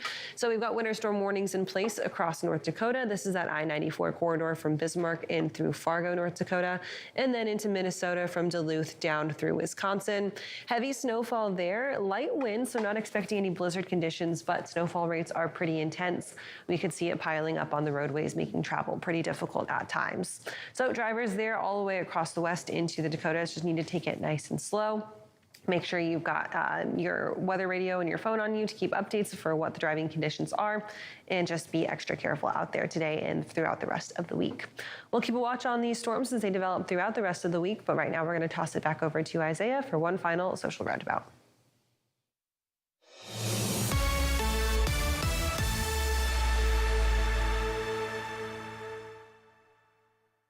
Welcome into Social Roundabout, everyone. I'm Isaiah Buchanan. And with this last segment, I want to talk to you about some of my favorite tweets over the past few days. And the first one comes from the National Park Service. Sometimes you have friends and sometimes the relationship ends, but apparently you can't push them in front of a bear if you see one. They tweeted this out yesterday. It says, if you come across a bear, never push a slower friend down, even if you feel the friendship has run its course. And you see, it was a pretty popular tweet. It had nearly 96,000 likes in just a day. So I really thought that tweet was kind of funny. They always are tweeting out really funny things like that. And you know who else also tweets out funny things from time to time? How about the owner of Twitter, Elon Musk? He tweeted this out a few days ago. And I'm a huge SpongeBob fan, and any of you know. But this meme says, me, all right, time to sleep for work. YouTube, 13 things you didn't know SpongeBob SquarePants could do. Me, well, then let's find out. And that would totally be me, and then I would be going down that rabbit hole of trying to find other things that I didn't know SpongeBob SquarePants could do. I mean, we all know he's the best Krabby Patty maker in the world, but hey, that list of things that SpongeBob SquarePants could do could go on and on and on.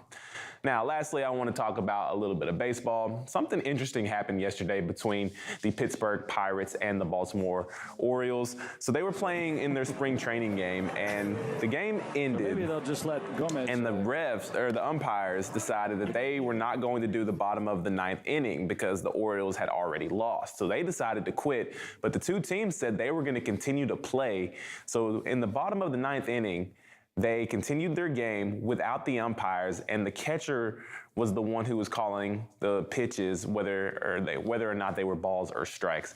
So not something you're going to see very often, especially in a regular season game, but this is spring training, so it's not as big a deal to both of those teams. This is really just more for their practice for them. That's all I have for this edition of the Social Roundabout. But right now, we're going to toss it over to the Freight Conversation. We have Ellen Boyd from Women in Trucking. She's the latest to join that conversation.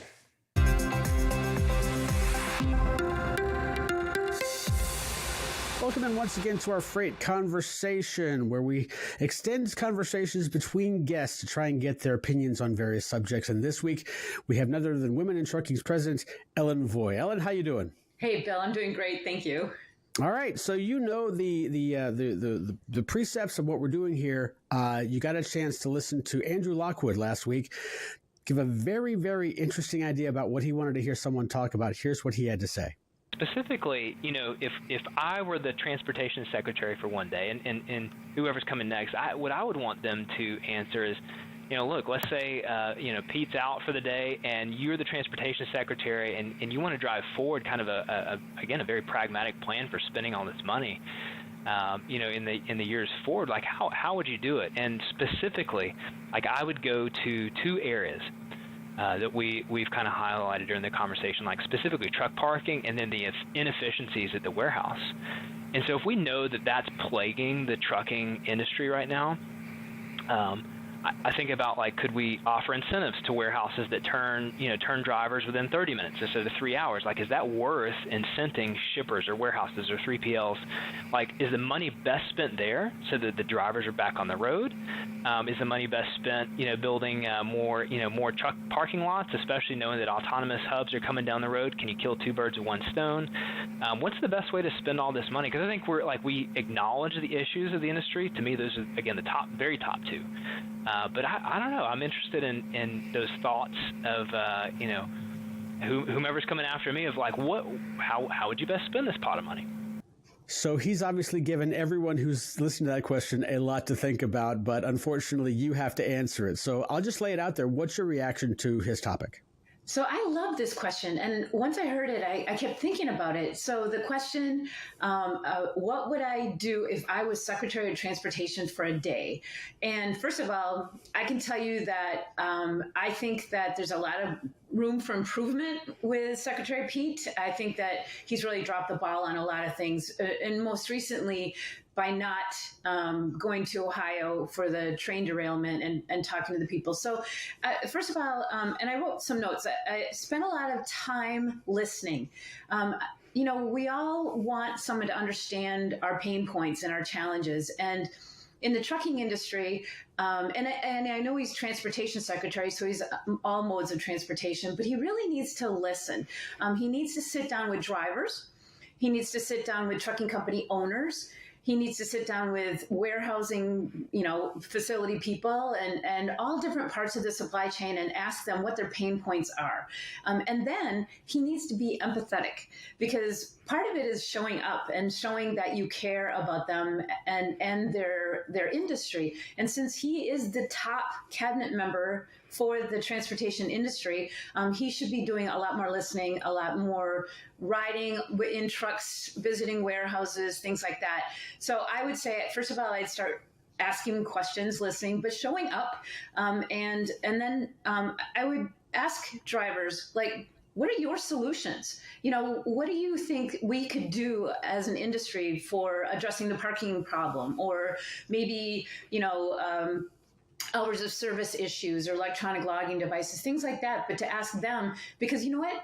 Drivers are the ones who know what the problem is and know how to solve it. So if you're not asking the front line, then you're not really getting right to the point. So if I was secretary for a day, I'd be listening, I'd be visiting a lot of places, I would be in Ohio at that train derailment and listening to people and asking them, what can we as a government entity do to take away some of the pain points here?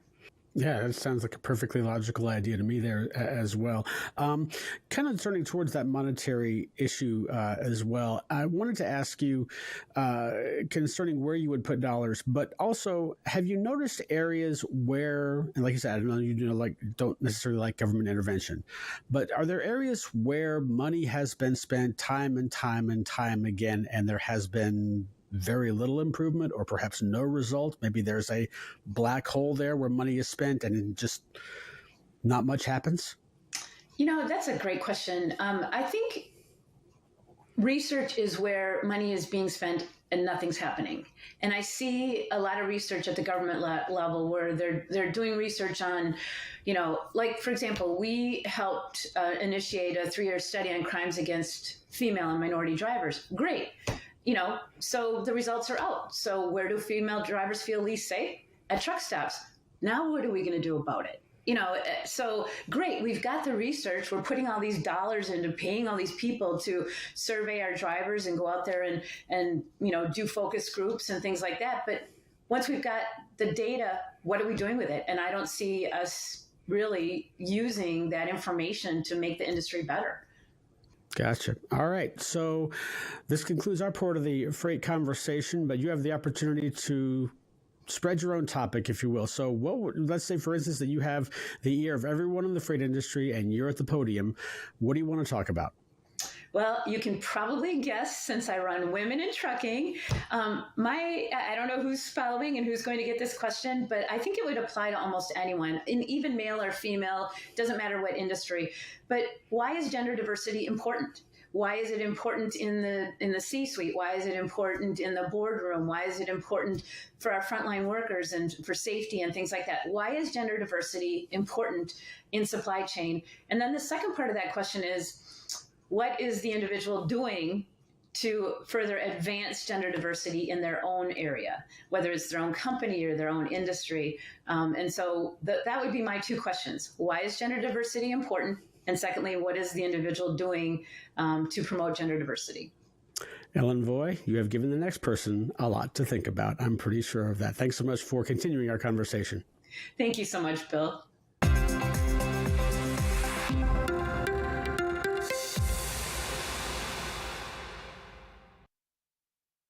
Conversation, including what Ellen would do to help keep drivers safe.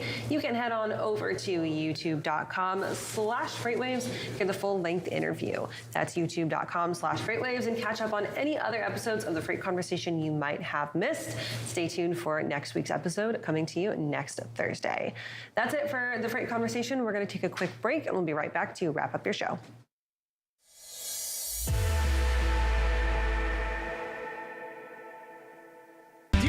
The weirdest show in freight?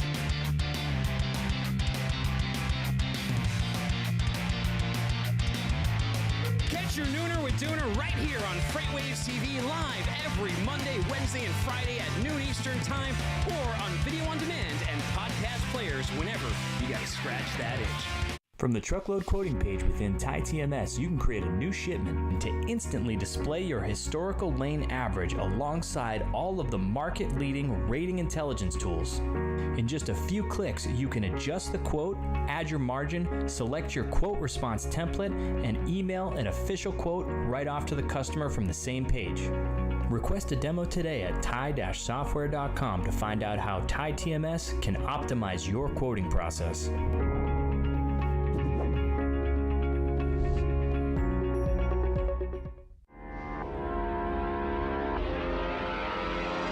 Welcome to Drilling Deep. I'm your host, John Kingston. Drilling Deep is the place where we talk about oil and we talk about diesel, and you have to drill to get oil and you have to get oil to make diesel, so that's why we call it Drilling Deep.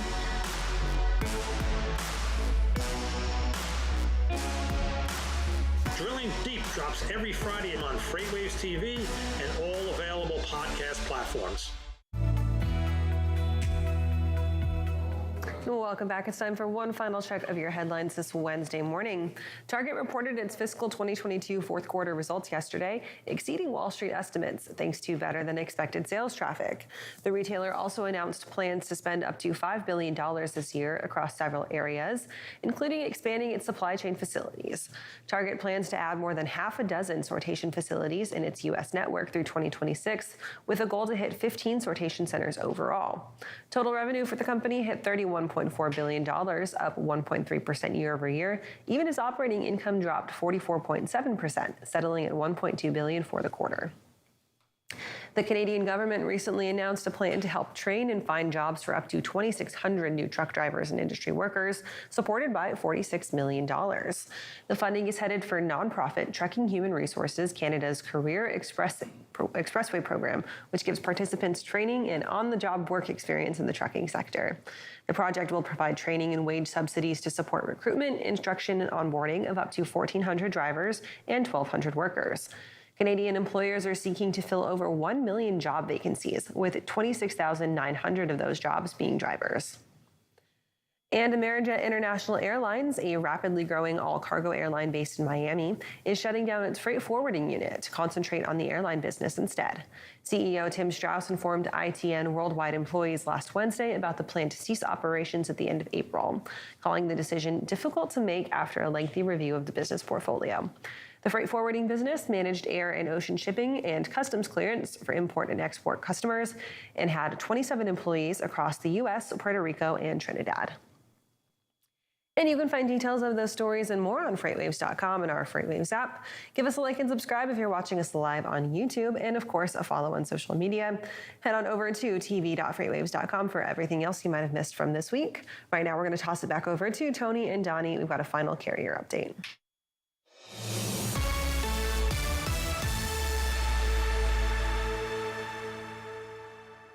Welcome into the final carrier update of the morning. Donnie, we've talked about maritime lanes all day, or maritime markets or port markets.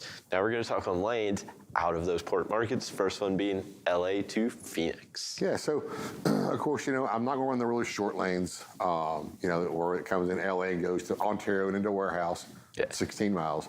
But for those of these drayage guys, let's kind of run some lanes to have fun. Los Angeles to Phoenix, 374 miles. You might be able to pick up a container in Los Angeles, run down to Phoenix, a very common lane. Well, this lane has been dropping. You go back to, before the fourth quarter here, back, September, October, we're looking at 375 a mile. It's dropped down now to 276. And it has continued to just trend down. Yep. So even though things may, it's going to take a lot of tightening up on this port. Now, this is the largest port here in the U.S. It has a lot of carriers that were built to support this port. Mm-hmm. And with as much as volumes are down, it's going to take a lot of imports moving in to straighten up or tighten up that capacity. Yeah. So even though we get a big surge in, there's plenty of trucks there to handle. Mm-hmm. So we may not see the effects on the rates here. So here, Los Angeles, Phoenix, still headed down, 276. May hold stay there for a little while. We'll have to keep an eye on these, especially once we get into the latter part of March. It may start to flatten out, hopefully, and then possibly even push back up. Next lane here, Los Angeles, San Francisco. Let's go north. And again, we see the same trend. Trending down, 290. Now, at least the better thing about Phoenix was you could probably run down to Phoenix, fuel up in Phoenix. And you might run some bigger tanks than normal because you already knew this. Fill up in Phoenix, pick up, go back, fill back up, pick up, back to Phoenix, deliver, fill up, and try to save some fuel here. There is no saving any fuel on this lane. And it's only 290 a mile. And it's roughly the same distance as 382. Yeah. So they're going to have to keep, and this is including fuel. So this is going to be tough to stay in business. They're really going to make the revenue per day to keep these trucks rolling, and that's the tough part right now about running in California. Yeah, the one on the Phoenix one, the tough one there is getting a load from Phoenix back to LA, because if you're having to charge, what was it, 276 there and the deadhead back, and that might be something that you actually also have to contract. Yeah. To hope that you guarantee and get that load. Yep. And then they'll push that rate down. That contracted rate might be a lot lower than what a lot of people think, just because I want it guaranteed and I just need enough to cover my fuel. Yep, exactly. Next lane here, let's dip down into Savannah. So a very popular lane you and I were talking about, Savannah to Atlanta, 248 miles. So if you get your timing right and you don't get caught in the Atlanta traffic for 9 hours. Mm-hmm. It's exact same as what we're showing on our NTI, 239 a mile. So not too bad. The problem is you see this green line been trending down, down, down, down, and down. Yeah. I've seen it's come back up just a little bit here. If this continues, it could be called a trend, but we've just gone a day or two. Yeah. So I'm not going to call it a trend. Yeah, that's trending. And I'm not going to say it's trending back up, but keep an eye on it. This has been a tough lane here. I watch a lot of these drivers on social media, and they've complained a lot about this lane, specifically how much the rates have dropped and dropped. And there's a lot of supply of trucks down there and not the demand. So these guys are dropping their rates and dropping their rates. Hopefully that surge will come back in through Savannah that we were kind of talking about and push these rates back up. But as long as these guys are fighting and dropping their rates, they're not going to be able to push their rates up when they should be able to when capacity tightens. Yeah, it's one of those situations where it's almost this race to the bottom because you just want to keep the truck moving and load it. And they're not working together or they're not watching the market changes, so they just keep them low and they miss out on opportunities. Absolutely. Donnie, thank you so much for the updates today. We'll be sure to check in with you again tomorrow. Right now, we'll hand it back over to Kaylee and Anthony. All right, guys, thank you for that. We're done for your Wednesday, but plenty more FreightWaves content coming up throughout the rest of your day. That's right. We have What the Truck coming on in just about an hour, and we had our State of Freight that aired yesterday. So if you did miss that, you can still watch that on demand because we had our very own founder and CEO, Craig Fuller, and head of Freight Market Intelligence, Zach Strickland, together to do an amazing job on really kind of showing how to interact and how to act with the changing freight market. Speaking of Zach Strickland, it's the 24-hour countdown to Freightonomics starting in just about an hour. But for the rest of the day, before you get excited about Freightonomics, catch Point of Sale with Grace Sharkey at 2 o'clock. With Sonar, we'll be here Luke Velasca, Tony Mulvey, and Tanner D. Hart at 3 o'clock. And Truck Tech this afternoon with Alan Adler. We'll see you guys tomorrow morning starting live at 9. Head on over and register for our virtual events in the meantime, and we'll see you tomorrow.